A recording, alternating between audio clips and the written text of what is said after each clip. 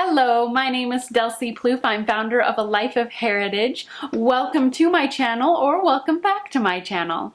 Today I wanted to show you how I built this table. Sneak peek! This table is something that I have been dreaming up for a while now because we live in a small home. You know, it's not a tiny house at all, and I'm not sure I could live in a tiny house, but sometimes I feel like we're a little scrunched just with the layout of this farmhouse that was added onto oddly throughout all the years it's been here. And where I am always looking for ways to store things so that they're just out of the way. And we needed a way to use this table. This is our dining room table, but it is also our school table.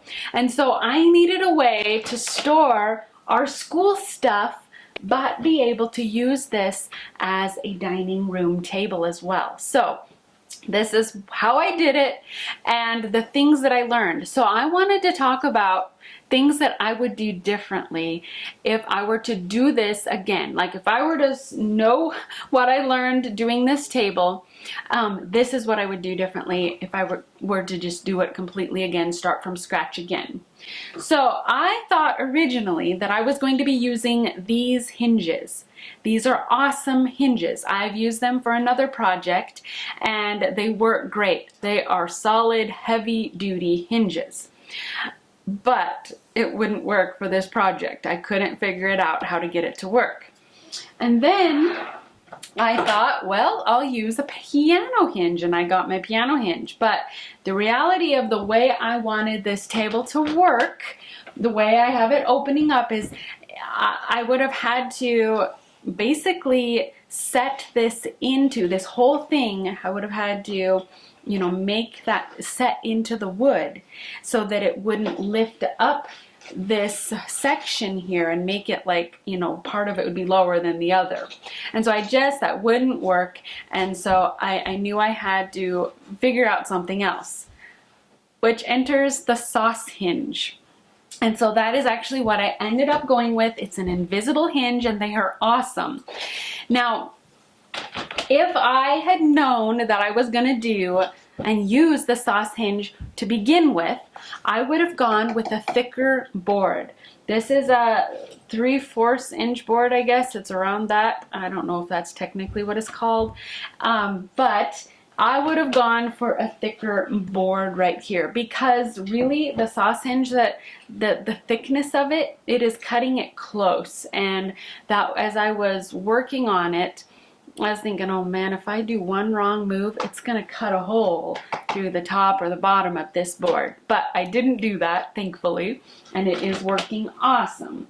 But I would say if you're gonna do this, get a thicker board. Get at least a 1 inch or more, and I think that would look really good. It would really have added to that. So I wish I would have done that.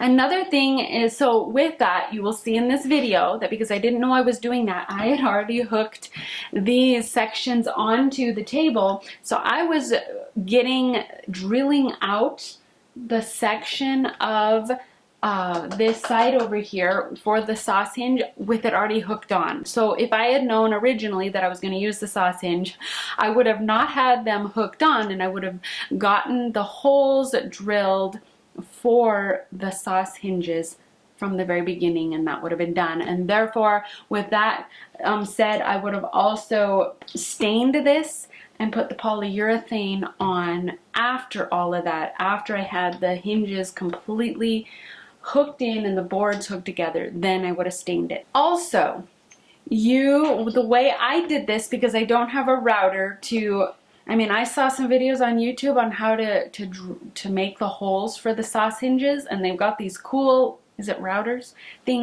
Machines that will awesomely make this beautiful hole for the hinges. I don't have one of those.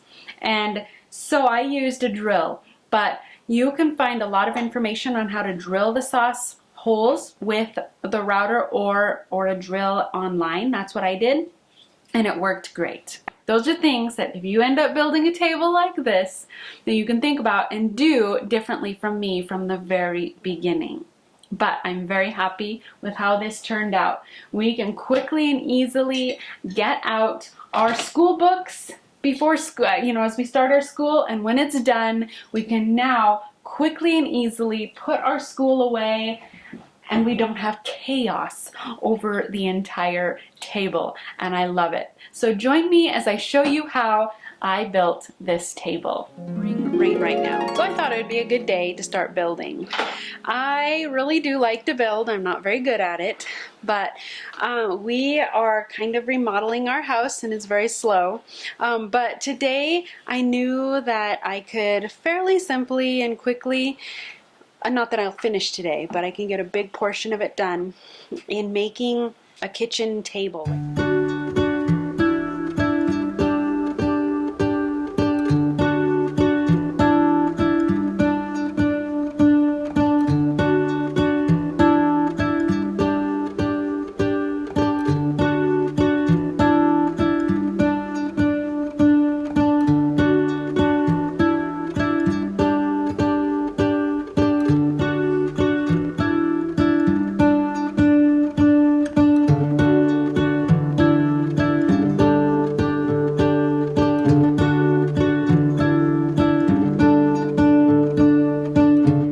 So the table's right here. So basically the foundation is done. It did take all afternoon because I'm not very good at building. I want to be a good builder, but I'm just not very good at it. And so really now all I have to do is go get the plywood for under this part, this middle part that's going to be the place where we put our books, the kind of the secret little place in here. So I've got to get the plywood and get that hooked on really well, and then get the top for it and figure out how to get that all hooked in and just placed really well. I think I also will do some sanding and then the polyurethane. So it's really fairly close to being done. I'm excited though. I'm close. It'll probably be another day or two before I get it done, but that's close, so I'm excited to start using this.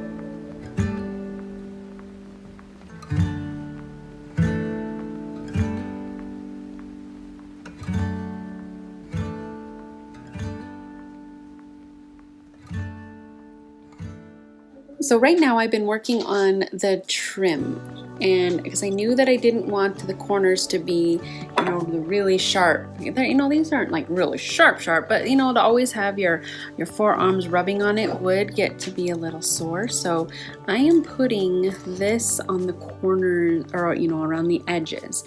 And so I have gotten this part done really here. Soft. And I did use some wood filler in the corner here, so I'll have to make that sand it up in a bit when it's a little bit dry, and then I am gonna stain it the same color as the top. So I needed to get that done. I should have done it probably first before I started staining, but I didn't. And I did also change routes with my what is it called? My hinges. So I have now switched to, I'm going to try to do a SOSS hinge that does this. So we'll see. Who knows? Maybe in the end I'll end up with a piano hinge. I don't know. That's again where my lack of building skills come in. But I really like the way these work. And they're hidden. The sad thing is that they do have to be inserted into the wood. So that's where I'm not sure I am good enough to be able to get that done so it works well. So this is what we have then so far. Is I gotta get two more sides on, and then the edging will be done.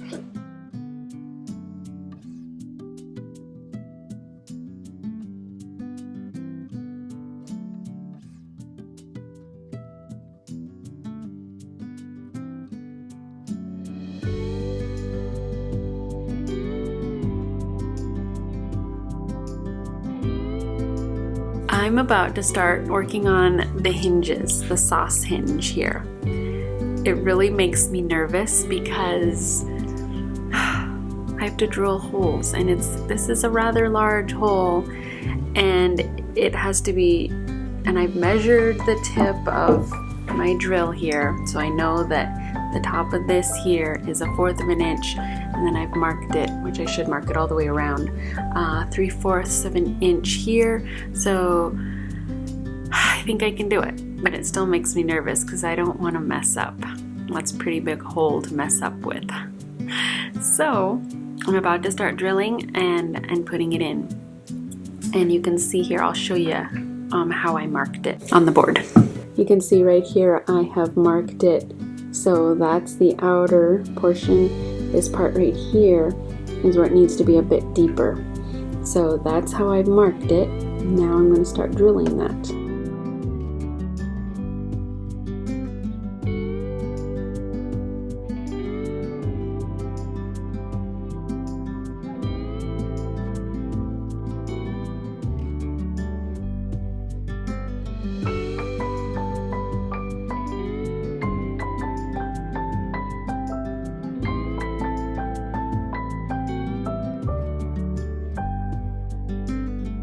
I almost have it. I am so close. One side fits in and I'm working on the other side. I'm really close.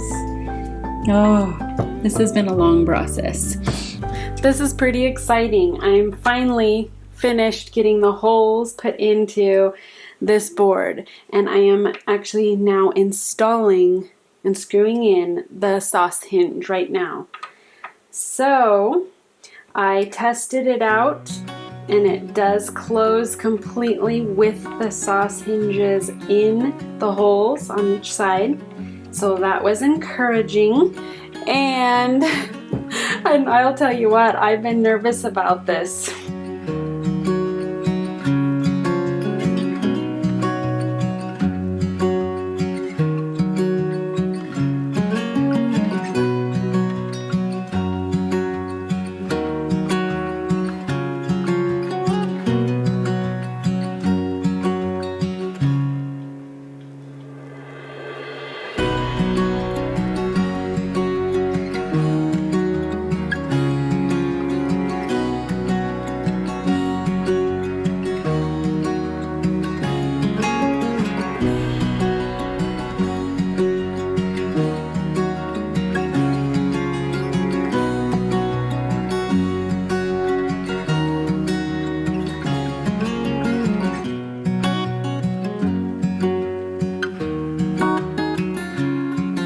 Thank you so much for watching. I hope that was interesting. I hope it was helpful, and I hope it shows you just different ways that you can use the same tools. I believe the dining room table is an awesome tool for a house. We all need one to eat on, but how it can be used for many different purposes, and that it can help save room.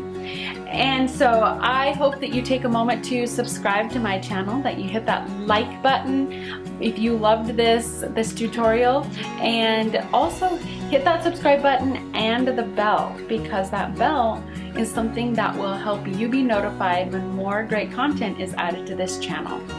And now the next part of this project is getting the benches made. I'm going to make a bench for one side, and I'm going to utilize the same idea for that bench. It'll be, you know, how piano benches, how you can open up a piano bench usually, and then underneath you can put all of the piano music underneath. It's gonna be that same idea. I'm gonna do this same thing for the benches that we use here. And so I believe that'll be another awesome way to utilize something that's needed but that can also help save space and will be able to store things that are really needed in your home.